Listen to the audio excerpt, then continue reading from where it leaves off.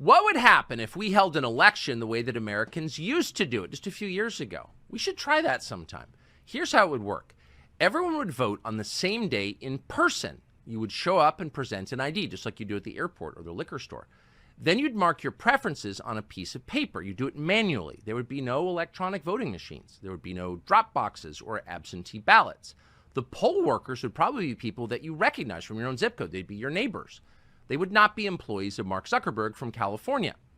As for the names on the ballot, you would get to choose those yourself, as citizens do in a democracy. Judges wouldn't be allowed to tell you who you can vote for and who you can't vote for. You'd get to decide. And then once you voted, nobody could order a stop to the vote counting. That would be illegal. So you would know the results of the election in just a few hours, and you would feel pretty confident that they were pretty real. That's how we used to do it in this country. What would happen if we tried it again? Well, as it happens, the state of Iowa did that very thing last night. They had their caucuses. That's the first contest in the 2024 presidential cycle. It all felt very retro, very non-third world. But the results were interesting. Here they are. Donald Trump won 51% of the vote. Governor Ron DeSantis of Florida got 21%. Nikki Haley got 19%. In other words, Donald Trump won decisively. At this point, it's hard to see how he's not the Republican nominee, because he didn't just win last night. He triumphed overwhelmingly by a historic margin. Trump won the Iowa caucuses by about 30 points. That's more than double the previous record. That was set in 1988 by Bob Dole. So last night was not close. It was a shocking blowout. Trump did to Iowa what the Vikings once did to the Irish coast. Only smoldering huts remain. Chris Wallace looked like he was going to be sick. On the other channels, they cast about looking for an explanation for this unexpected calamity. Here was NBC News' quote, explanation. This is a state that is overrepresented by white Christians that are going to participate in these caucuses, yes. Especially tonight. Earlier today, reached out to Robbie Jones, from the Public Religion Research Institute, knowing that we were going to talk about Iowa. And this is a hyper-evangelical white state. I asked him, what do they get out of supporting Donald Trump? Because he keeps losing, he keeps delivering losses and losses and losses. And he said the following. They see themselves as the rightful inheritors of this country, and Trump has promised to give it back to them. All the things that we think about electability, about, what are people gaming out, or none of that matters when you believe that God has given you this country, that it is yours, and that everyone who is not a white conservative Christian is a fraudulent American. Oh, the whites. You can see Chris Hayes just repeating himself, I just want to keep my job. I just want to keep my job. But they're very upset. And at some point, it'll be interesting after all these many years to discover why a certain sort of person fears Donald Trump to the point of hysteria. There's an awful lot going on there, much more than we publicly acknowledge. But in the meantime, it is enough to know who NBC News believes is at fault for yesterday's history-altering calamity in Iowa. It was the whites, the Christian whites. You knew that. And if you're being honest, you can see why NBC is so upset. At this hour, millions of devout Christian whites are streaming illegally over our borders, toting their blonde children in their prayer books. And in the process, they're wrecking our schools and hospitals and cities and raising the cost of living and hiking the crime rate. We're watching an invasion by the Christian whites. It's scary. But it's not just NBC that feels this way. Joe Biden's entire re-election message is based on hating these dangerous Christian whites. You heard it unmistakably in his speech last week to a black church in Charleston. You should watch the whole thing online if you'd like a preview of every Democratic presidential campaign to come for the next generation. It's the Robert Mugabe strategy. The real problem, Joe Biden explained, is the whites. They did it. Never mind that white people's life expectancy is dropping faster than any other group in America, thanks in large part to suicide, and that they will soon be a minority in the country their ancestors founded. If anything, these trends aren't accelerating fast enough, says Mugabe Biden. There are too many white people. It's their fault. So Democrats and the media have been saying species of this for years, as you know, and they say it both because apparently it works politically and because they sincerely believe it. And there's no sign they plan to stop anytime in our lifetimes. But for now, they have a more pressing problem on their hands, and that's how to stop Donald Trump and his white Christian campaign. And that's a tough one, and it's made tougher by last night's results. Thankfully, they have a plan, and the plan is Nikki Haley. Now, Haley, frankly, underperformed last night. They told us she was surging in Iowa. She was not surging. Nobody really likes her. She came in third by a thin margin, and that denies the media the chance to declare her the one true alternative to Donald Trump. But don't expect them to give up on Nikki Haley. A Nikki Haley presidency is a lot like a war with Iran. It's a terrible idea. No normal person wants it. But because a small, well-funded group of extremely enthusiastic activists are determined to have it anyway, we are perpetually on the verge of getting it. The next skirmish in this ongoing battle is going to take place a week from today in New Hampshire. And hard as it is to believe, Nikki Haley could do pretty well there. She could even win the New Hampshire primary, potentially. How's that possible, you ask? Well, it's taken a lot of coordinated effort and, above all, an awful lot of money. Judging from available disclosures, Nikki Haley's team is burning through about $3 million a week in New Hampshire. By contrast, Ron DeSantis seems to be spending zero there. Now, much of Haley's money comes not from Republicans or conservatives, but from committed Democratic partisans. Anti-civilization activist Reid Hoffman, for example, is a major Haley supporter. Reid Hoffman is the founder of LinkedIn. He's a friend of Jeffrey Epstein's. He was a visitor to Pedo Island, in fact. He's also the guy who funded E. Jean Carroll's sexual assault case against Donald Trump. Reid Hoffman is a Democratic mega donor.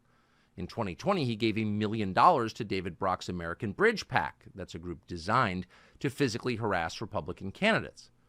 Hoffman's money has also helped to prop up the authoritarian governor of California, Gavin Newsom, as well as many others on approximately the same team. So you know exactly who he is. What's interesting is this cycle, Reid Hoffman is all in on Nikki Haley. His cash is paid for one of the most shameless propaganda operations in memory. So the very same people who told you 4 years ago that Joe Biden was a jovial, moderate grandfather is trying to return America to normal.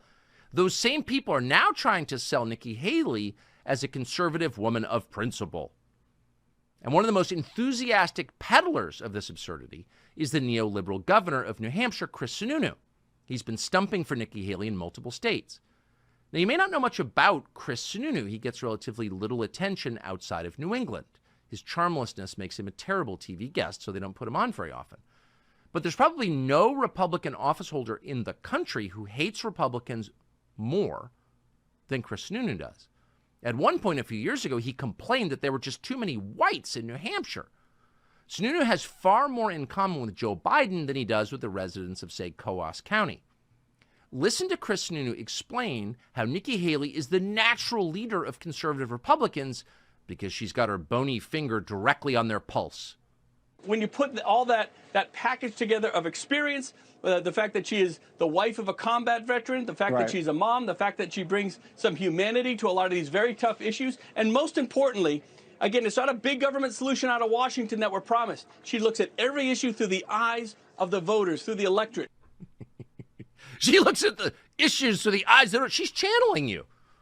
Because the thing about Nikki Haley is she's just totally real. She's America's most authentic person who somehow wound up in this phony business of politics, probably against her will. She's doing it for your sake. But Nikki Haley knows what Republican voters care about because she feels it deeply in her soul. It's reflexive. She leads from her gut. She sees the world through your eyes. Nikki Haley is not a bloodthirsty, power-mad feminist robot who takes millions in cash payoffs from the people who make weapons of mass destruction in exchange for promoting their wars. Oh, no, not at all. Nikki Haley is one of us. We can trust her. Okay, Chris Sununu, you seem like an honest guy. We believe you.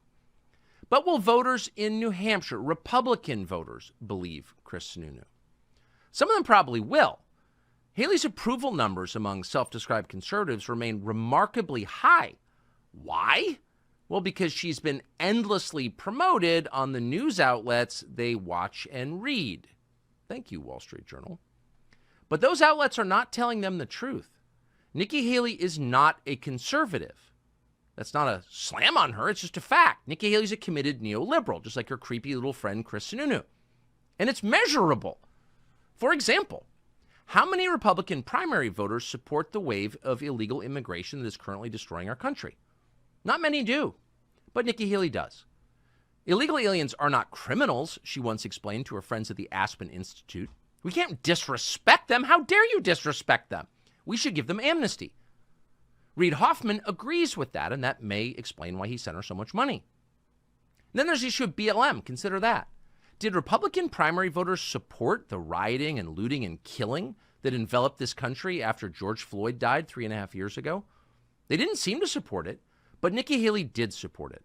Quote, "It's important to understand that the death of George Floyd was personal and painful for many. In order to heal, it needs to be personal and painful for everyone."